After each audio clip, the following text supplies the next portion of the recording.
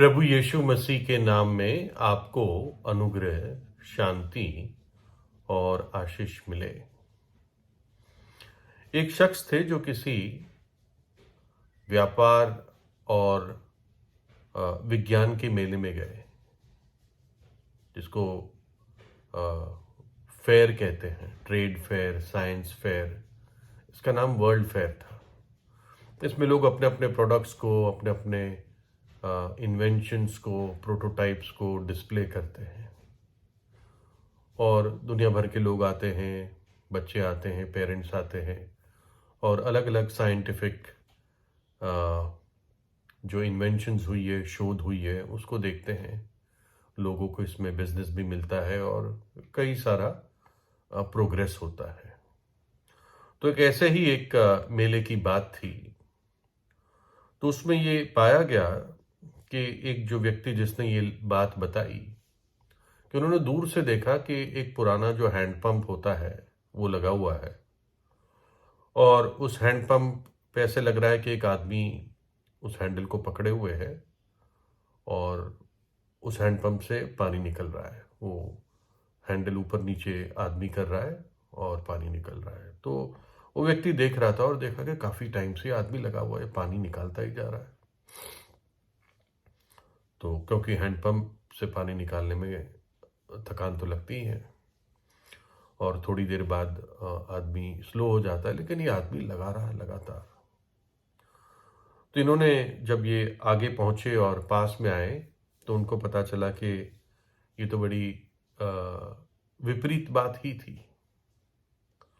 आदमी पंप को नहीं चला रहा था, हैंडपंप को, वरन ये कोई ऐसा प्रोजेक्ट बनाया गया था कि हैंडपंप में जो पानी निकल रहा था वो बिजली के द्वारा निकल रहा था और कुछ ऐसा मैकेनिकल अरेंजमेंट जुगाड़ किया था कि आदमी का हाथ और जो शरीर था ये ऊपर नीचे हो रहा था। ये लकड़ी का आदमी था, उसको ऐसे कपड़े पहनाए गए थे, दूर से वो सच्चा आदमी लग रहा था, लेकिन ये लकड़ी का आदमी था। तो एक्चुअली बिजली से ही पानी निकल रहा था और वो पानी का जो गिरने के साथ कुछ ऐसा मैकेनिकल अरेंजमेंट बनाया था कि आदमी ही ऊपर नीचे हो रहा था हैंडल के साथ। तो यानी आदमी पानी को पंप नहीं कर रहा था, बल्कि पानी आदमी को पंप कर रहा था। और इस पे एक हमें बहुत सोचने वाली विचार आता है कि मनुष्य जाति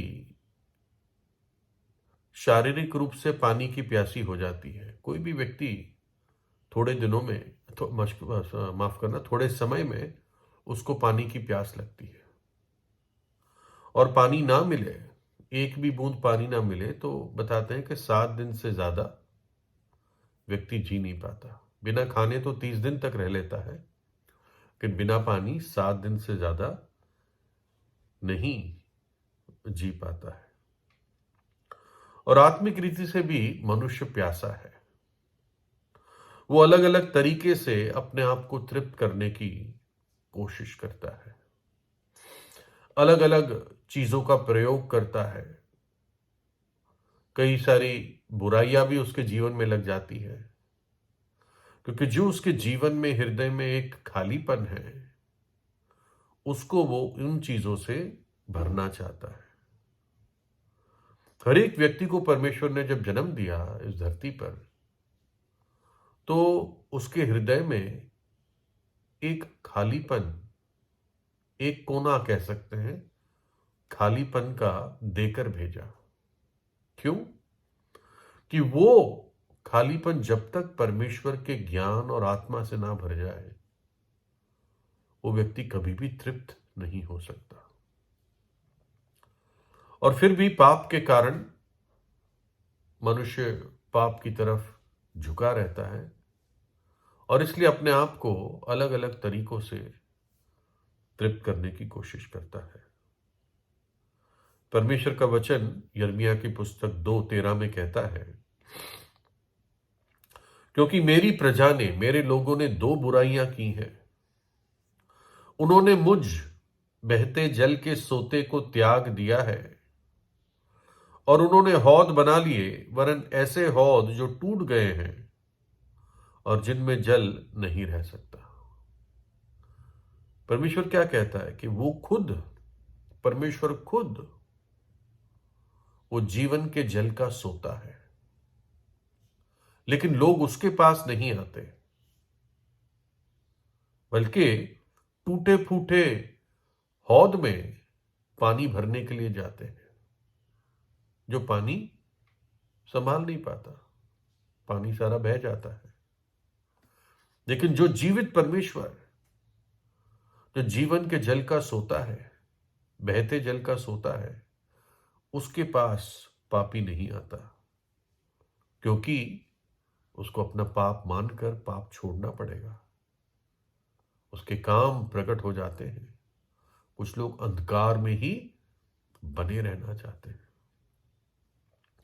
परमेश्वर है जो हमें जीवन का जल देता है, वाटर ऑफ लाइफ। और बाइबल हमें बताती है कि जो कोई प्रभु यीशु के पास आता है, प्रभु यीशु उसको जीवन का जल दे सकता है और वो देने के काबिल है। यूहन्ना 7 अध्याय में प्रभु यीशु मसीह ने आखिरी दिन को, वो पर्व था, आखिरी दिन में ऊंचे शब्द से कहा कि जो कोई प्यासा है वो मेरे पास आए और मैं उसको जीवन का जल दूंगा और उस व्यक्ति के हृदय से जीवन की नदियां बहने लगेगी। एक सामरी स्त्री थी। सामरियों की एक समाज था और ये स्त्री कुएं पर पानी भरने आती थी और सामरी और यहूदी के बीच में तनाव था। यहूदी उनको तुच्छ जानते थे। कुछ सामरियों के काम भी ऐसे थे जिसके कारण यहूदी उनसे घृणा करते थे। तो लेकिन इसका मतलब ये नहीं कि जो उस समय के यहूदी थे वो कोई गलती नहीं करते थे। तो प्रभु यीशु मसीह उस कुएं पे बैठा था, लंबी पैदल यात्रा करके आया था और प्रभु जानता था कि आज इस स्त्री से मैं बात करूंगा और इसका जीवन आज बदलेगा। यह आज सच्चे और जीवित परमेश्वर को जानेगी। और प्रभु ने उस स्त्री से पानी मांगा। उस स्त्री ने कहा, अरे तू यहूदी होकर कैसे मुझ सामरी स्त्री से पानी मांगता है?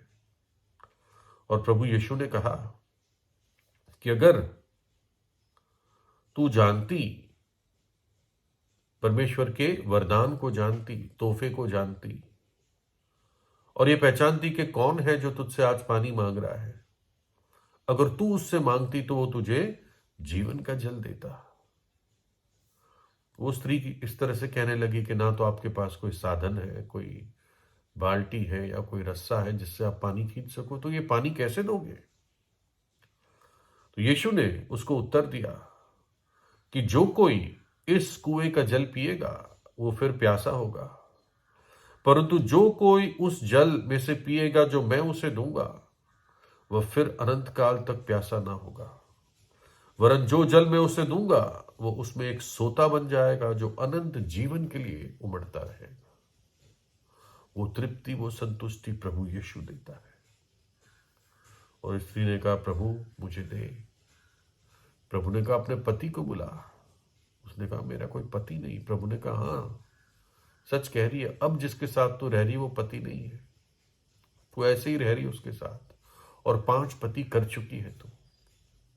प्रभु ने उसके जीवन के छिपे हुए पाप उस पर प्रकट किए और कोई नहीं था वहां। प्रभु ने उसी पर उसके पाप प्रकट किए ताकि वो मान ले, पश्चाताप करे और प्रभु उसको जीवन का जल, वो अनंत जीवन, वो खुशी का जीवन दे सके। प्रभु यीशु इसलिए जगत में आया कि पापी, नाश होने वाले मनुष्य को उद्धार का, मुक्ति का मौका दे और ये जीवन का जल दे। इसलिए प्रभु यीशु ने क्रूस पर हमारे लिए अपना प्राण दिया, हमारे पाप और सजा और श्राप और दंड अपने ऊपर उठा लिया। क्योंकि वो नहीं चाहता है कि कोई भी नाश हो। इसलिए उसने उद्धार का मार्ग, मुक्ति का मार्ग इतना आसान और सहज कर दिया कि मनुष्य को सिर्फ अपने पापों से पश्चाताप करके, पापों को मानकर, छोड़कर प्रभु यीशु के पास आना है। प्रभु यीशु का लहू हर एक पापी को जो उसके पास आता है शुद्ध कर देता है, शक्ति देता है पापों को छोड़ने की और पवित्र जीवन में चलने की। व्यक्ति जैसा है प्रभु के पास आ जाए, कैसे भी पाप क्यों ना हो, प्रभु यीशु खुद उसको छुड़वाएगा। प्रभु के अंदर ये सामर्थ्य है। अगर आपका मन सच्चा है, टूटा हुआ है, नम्रता से आते हो, सच्चे उद्देश्य से आते हो, तो प्रभु यीशु ऐसे व्यक्ति को कभी नहीं नकारेगा। वो जीवित परमेश्वर है, तीसरे दिन मृतकों में से जी उठा, और आज जो भी उसके पास आएगा उसको वो जीवन का जल देगा। फिर वो जीवन का जल आपको चलाएगा, अनंत काल तक चलाएगा। प्रभु यीशु से प्रार्थना कीजिए, प्रभु यीशु आपको आशीष दे।